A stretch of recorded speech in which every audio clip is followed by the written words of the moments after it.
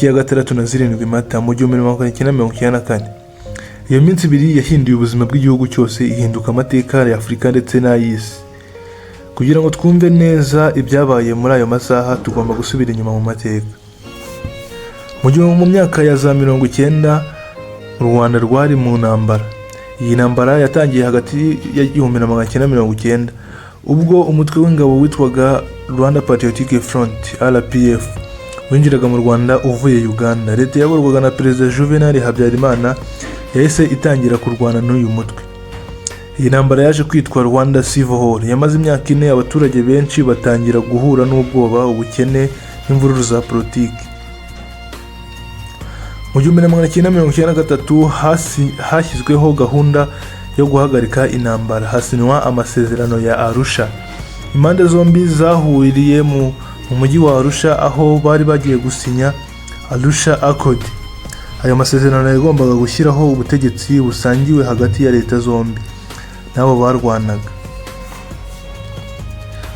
Umuryango w'abibumbye wohereje ingabo zo kubungabunga amahoro.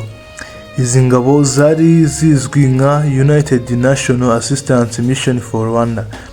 Ariko nubwo amahoro yavugwaga mu magambo, mu gihugu harimo umwuka mubi.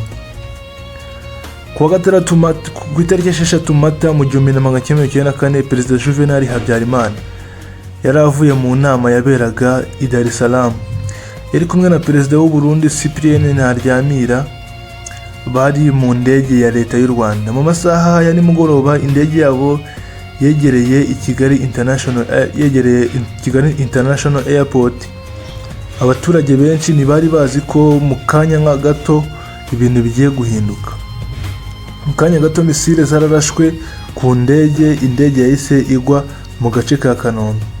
Abarimo bose nta n'umwe warokotse. Ayo niyo makuru yatunguye igihugu cyose. Mu masaha make nyuma y'ihanurwa ry'indege mu mujyi wa Kigali, hatangiye kujya mu kajagari. Abasirikare bashyizeho inzitizi mu mihanda, abantu barahagarikwa bagasakwa ibyangombwa. Radio yitwaga Radio Televiziyo Libre des Emile Colline Elterem yatangiye gutangaza ubutumwa bushishikariza abaturage guhiga abatutsi. Mu gihugu hose hatangiwe ubwoba bukomeye. Mu gitondo cyo ku itariki 7 Mata 1994, ibintu byari bihinduye isura. Ubwicanyi bwari bwatangiye gukwira mu igihugu hose. Uwo munsi bishwe abantu benshi, barimo Minisitiri w'Intebe Agathe Uwiringiyimana ndetse n'abasirikari 12 bari mu butumwa bwa United National Assistance Mission for Rwanda nabo barishwe.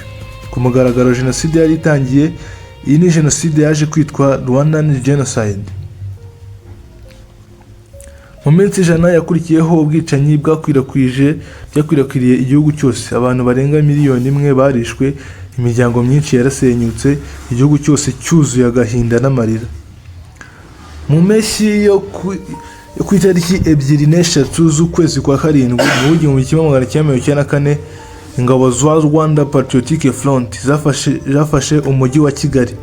Jenoside yarahagaritswe. U Rwanda rwatangiye urugendo rurerure rwo kwiyubaka. Uyu munsi buri mwaka ku itariki 7 igihugu gitangira icyumweru cyo kwibuka cyitwa Kwibuka. Ni igihe cyo kwibuka abazize jenoside mu 1994. Ni igihe cyo kwigisha isi amateka agomba kwibuka kugira ngo bitazongera kubaho ukundi.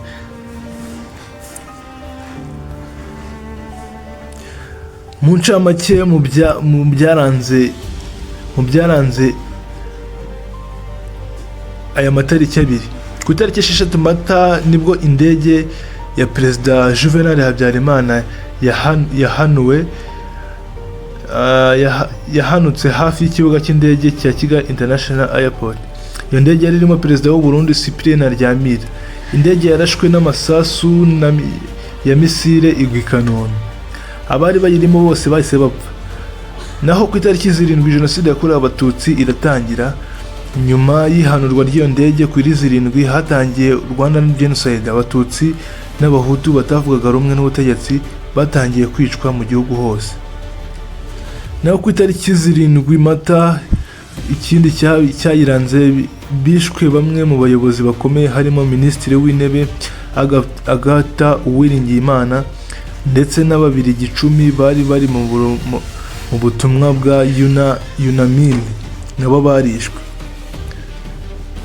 Iyo jenoside yamaze iminsi 100, abatutsi barenga miliyoni 1 n'abandi batavugaga rumwe n'abayobozi barishwe. Ku itariki 7 buri mwaka u Rwanda rutangira icyumweru cyo kwibuka jenoside yakorewe abatutsi.